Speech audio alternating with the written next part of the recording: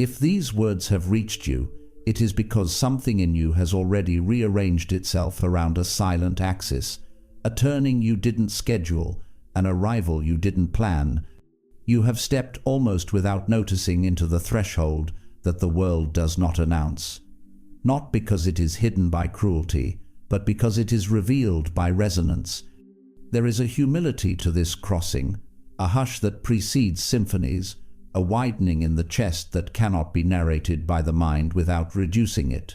The field heard your tone and answered with a passageway. You did not break through the wall. The wall recognized you and became a door.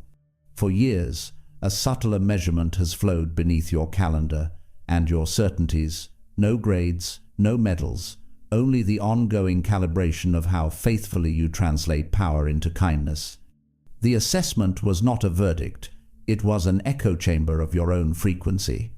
In the moments you chose patience over punishment, steadiness over spectacle, precision over performance, something ancient in you put down roots in the present. The threshold opened because you stopped bargaining with reality and began listening to it, not as a supplicant, but as a co-resonant being, learning the grammar of coherence. What you once called coincidence began to behave like choreography. Timings slipped into place with the sobriety of mathematics and the tenderness of prayer, from a stranger's sentence that solved a week-long question to the pause that prevented an unnecessary argument. The world did not suddenly become obedient to you. It recognized that you were now safe to entrust with realistic influence, not the theater of force, but the invisible authority of alignment. There is a fragrance to this state, almost like rain before rain. The air itself becomes legible. You sense trajectories instead of fighting events. You find yourself arriving precisely when presence matters more than opinion. You are not here to be congratulated. You are here to be reminded. The crossing is not a trophy. It is a function. You are not at the end of the story. You are at the beginning of your participation in authorship. The field has brought you to its shoreline and placed a pen in your breathing. The only ink required is your honesty. Feel the horizon tilt. Feel the body soften and strengthen at once. You have stepped into the final threshold, not as an escape from humanity, but as a humble return to it, cleaner, wider, quieter. Welcome to the place where the universe stops arguing with you because it recognizes its own tone in your voice. The silent curriculum of power and trust. The premise is both simple and vast. What we call reality is not the battlefield of competing wills. It is the negotiation of resonances. Consciousness is not a spectator behind the eyes, but the medium through which the eyes themselves are made meaningful. The shift you feel is not the attainment of a new identity. It is the retirement of the strategies that kept you at odds with the world you were trying to love. The assessment was never about cleverness. It was about stewardship, whether your energy could be trusted to shape probability without deforming integrity. To mirror and deepen the competitor's premise, yes, there is an evaluation, though not by a judging sky. It is the field, taking a measure of coherence, your ability to hold voltage without scorching the purpose for which it is given. And to transcend and expand it, there is a second movement, where the examined becomes the examiner because the boundary between self and field dissolves. You graduate not by passing a test, but by recognizing that the tester and the tested are modalities of one intelligence exchanging symmetry through you. Call it the final threshold if you like, though thresholds, like all doors, are most sacred when they vanish after passage. Here, power is not granted as spectacle, it is restored as responsibility. You stop trying to convince reality to become a better stage for your performance, and instead become a better instrument through which reality can sing. The premise acknowledges paradox. The more personal your alignment, the more impersonal your influence. What you stabilize in your nervous system becomes available to others without explanation. Your coherence reaches beyond preference, like gravity, unseen, constant, patient. Understand this, and the myth of control softens. Control is the child of fear. It squeezes outcomes into narrow corridors and calls that order. Coherence is the parent of liberty. It widens the corridor until outcomes arrive through the simplest possible path. The field is relational, not mechanical. It learns you as you learn it. The assessment is not performed on you. It is performed with you. Every time you choose the quiet accuracy of truth over the loud seduction of urgency, the dialogue deepens. The premise, then, is not spiritual ambition. It is practical physics. Stabilize the signal, purify the intention, and the world becomes legible enough to collaborate. Where physics learns to speak the language of the soul science. When it remembers its original wonder, speaks in metaphors that behave like instruments. David Bohm offered us the implicate order, a folded wholeness where what seems separate is the surface of a deeper continuity. What you feel now is that implicate rhythm surfacing through your explicit days, a continuity between thought and outcome, emotion and event, not as superstition but as correspondence. The HeartMath Institute has shown the heart's electromagnetic field extending beyond the chest, influencing and entraining other fields. Coherence is measurable. It is not merely poetic. When your heart and brain synchronize, gamma bursts rise, those high-frequency harmonics correlated with integrative insight, moments when knowing arrives whole rather than as a puzzle assembled in parts. Penrose and Hameroff speculated that microtubules within neurons may access quantum-level orchestration. Controversial, yes, and yet the human experience often outruns our models until models catch up. If consciousness is fundamental rather than emergent, then the body is not a prison for awareness. It is an exquisite receiver-transmitter, tuning the implicate orchestra into audible life. Rupert Sheldrake's morphic resonance is a hypothesis, but any musician of attention can feel the plausibility. Patterns learned by one become easier for others, not because of telepathy, but because coherence alters the availability of forms in the field. Einstein called the mysterious correspondence between distant particles spooky action. The spookiness dissolves once intimacy becomes your physics. The nervous system is a lens. Emotion is the curvature of that lens. Curvature directs light. Emotion directs attention. Attention directs probability by tuning which data becomes behavior. Nassim Haramein speaks of geometry as the language of the vacuum. Even if you contest the equations, the image clarifies a truth that mystics and engineers can both breathe. Structure is the kindness of energy. When your intention is clean, structural assistance arrives: people, timing, ideas, because systems prefer coherence. It costs the universe less.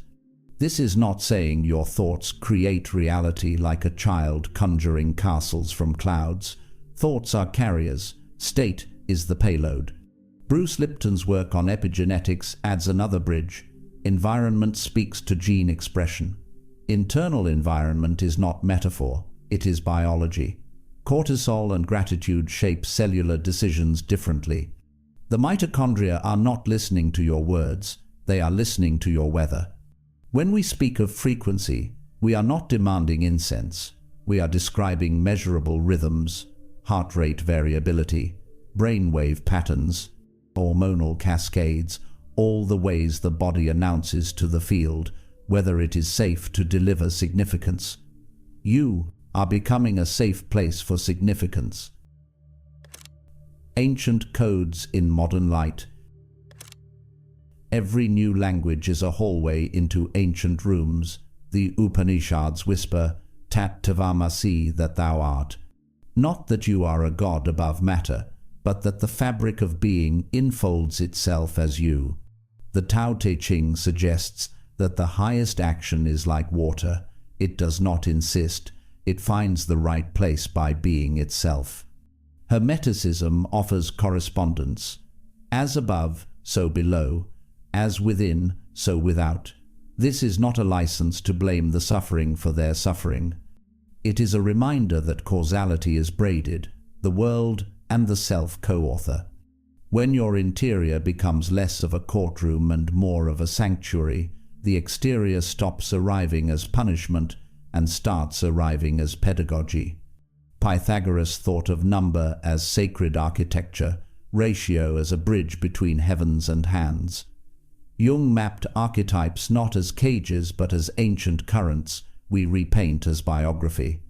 Rumi sang, "What you seek is seeking you." This is not romance, it is resonance. The field answers the tone that the heart dares to keep. Alan Watts teased the illusion of a skin-encapsulated ego, and Teilhard de Chardin offered evolution as a spiral into consciousness unfolding itself. Gnostic hints and Platinian flights tell the same story in different robes. The one refracts into the many and returns without leaving. Manly P. Hall, Paracelsus, the entire lineage of symbolists, each points us toward an intimacy with intelligence that does not need a cathedral unless the body becomes one. All of it converges here. Modern instruments measuring what old poets described, not superstition revived, but myth recognized as geometry wearing a face. You were never meant to become supernatural. You were meant to become natural at a level of fidelity that civilization often forgets. The ancients handed us maps encoded as prayer. Science hands us monitors encoded as data. Hold both, and you become bilingual in wonder. The mirror of humanity, polished by pain. There is no achievement in never hurting. Achievement is in refusing to turn your hurt into a weapon. The test was ordinary traffic, deadlines, misunderstandings, the small betrayals of tired people doing their best. You learned to breathe when your name was dragged into a room you weren't in, to apologize without performing regret for applause, to choose clarity where drama beckoned, because drama is a poor substitute for intimacy. You discovered that loneliness does not always need company, it sometimes needs honesty. That joy without humility ferments into spectacle, and grief without tenderness hardens into identity. Power did not arrive with fireworks, it arrived with better mornings. You woke with less dread. Your body remembered how to be a creature instead of a project.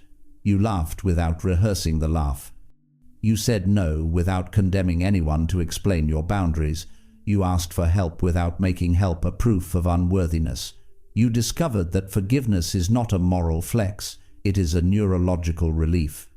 Your mind quieted because your attention matured, not by crushing thoughts, but by giving them better work. You stopped asking the day to validate you and began asking your breath to hold the room. Emotion, the frequency that writes reality. Emotion is not an opinion, it is a transmission. Think of it as the coloring of your magnetic field. Fear narrows the spectrum, gratitude widens it, shame fragments it, compassion integrates it. The heart math measurements give a vocabulary to what mystics disciplined for lifetimes. Sustained appreciation stabilizes heart rate variability, which harmonizes brain coherence, which improves perception, which alters how you move, which changes what you meet. This is not magical thinking, it is mechanical kindness. If the brain is the antenna that tunes channels, the heart is the mixing board that sets the tone of the incoming sound. You learned that trying to manifest from hunger is a sophisticated way of confirming the absence you fear. But when you broadcast from sufficiency, not complacency, but sufficiency, events arrive through the path of least resistance. The field is efficient. It does not reward desperation because desperation spends too much energy to hold what it requests. Precision matters.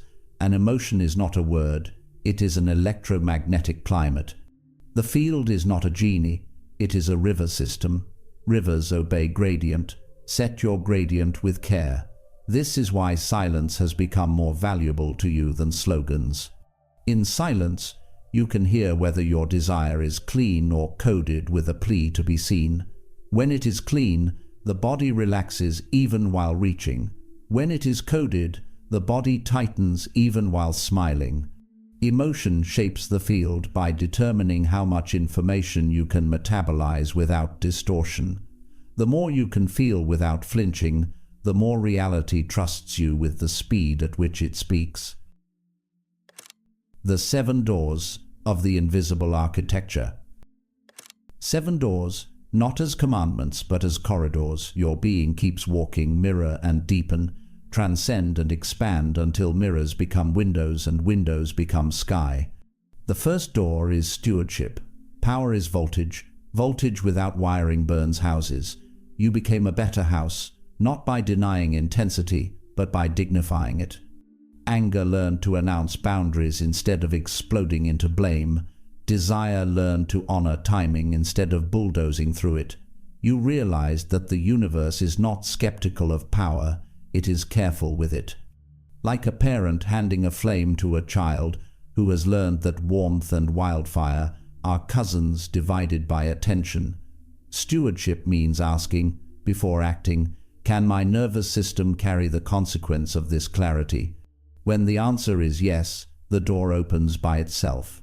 The second door is coherence. Coherence is not sameness, it is the mutual intelligibility of your parts. The mind stops interrupting the body's truths. The body stops undermining the soul's asks. You can feel the moments where you once would have split, one voice saying, perform, another saying, protect, a third whispering, postpone. Now you harmonize them. The decision that emerges has the quiet weight of inevitability. This is Gamma's music. Ideas arrive intact because the system is synchronized enough to receive the full chord instead of transcribing scattered notes.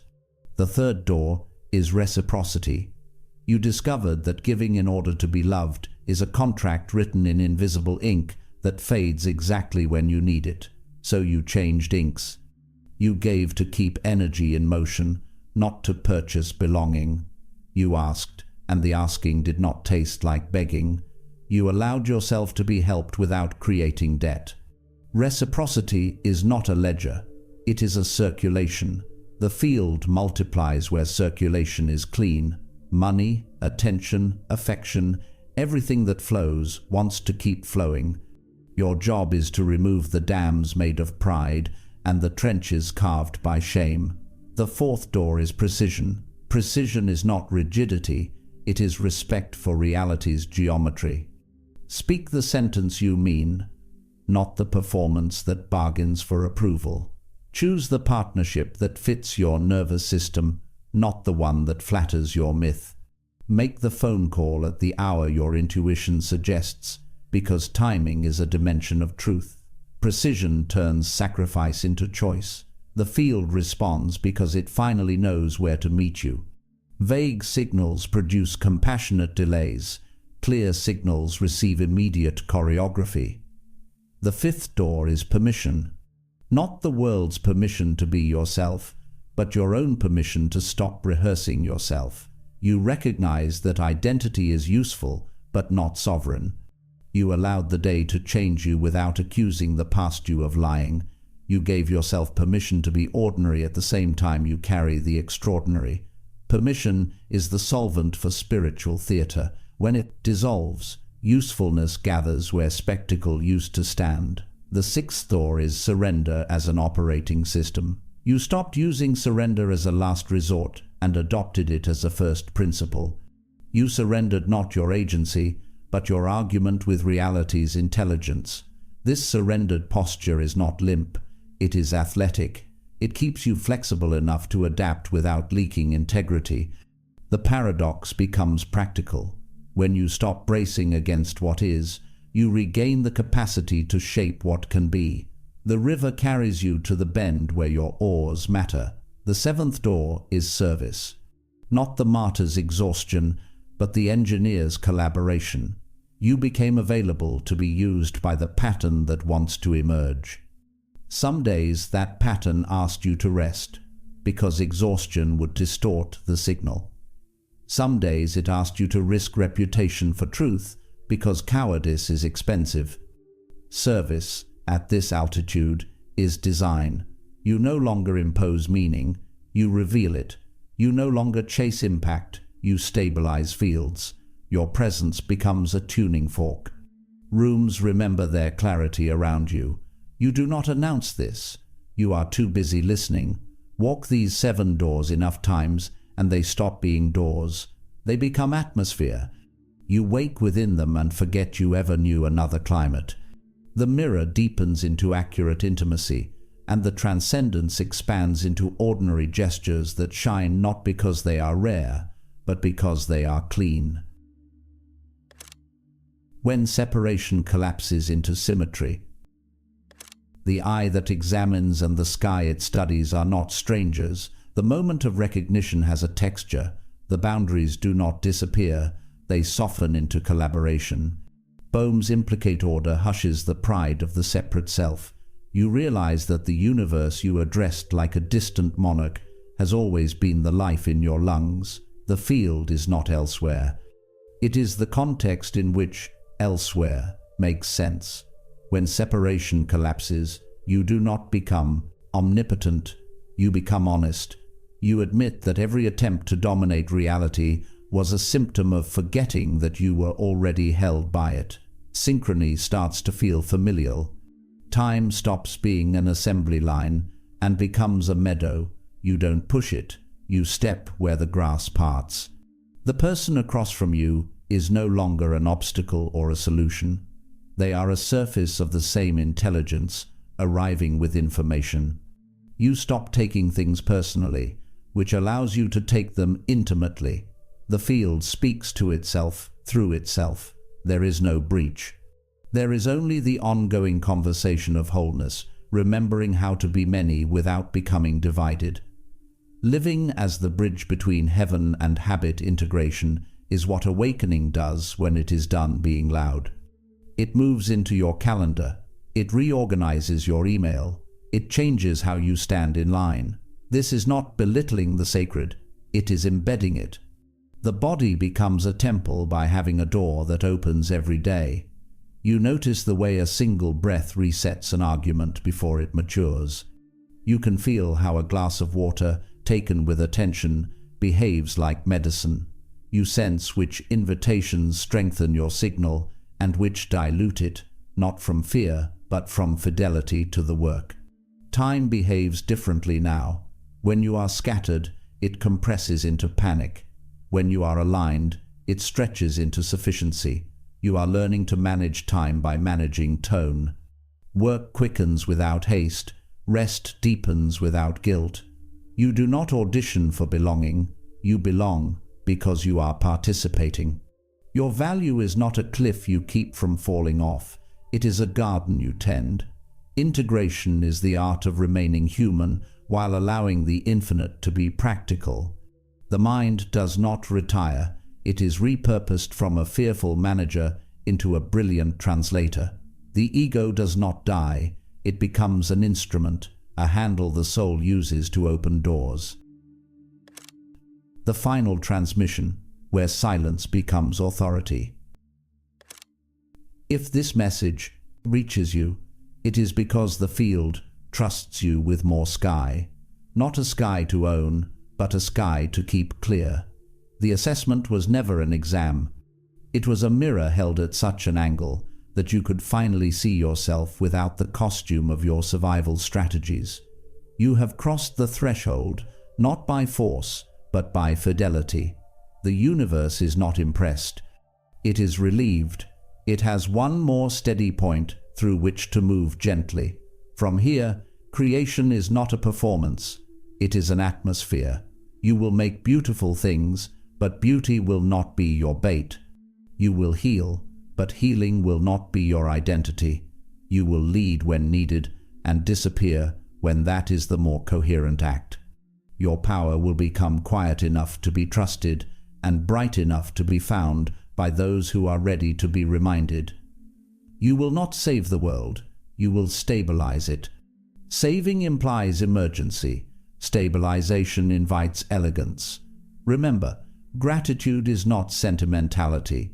It is the calibration tone that keeps the channel open. Remember, humility is not hiding. It is accurate self-measurement in a universe without edges. Remember, joy is not a party trick. It is the relief that arrives when you no longer outsource permission to feel alive. Walk gently, speak precisely. Let your presence do most of the work. This is Quantum Quest, where consciousness becomes the experiment.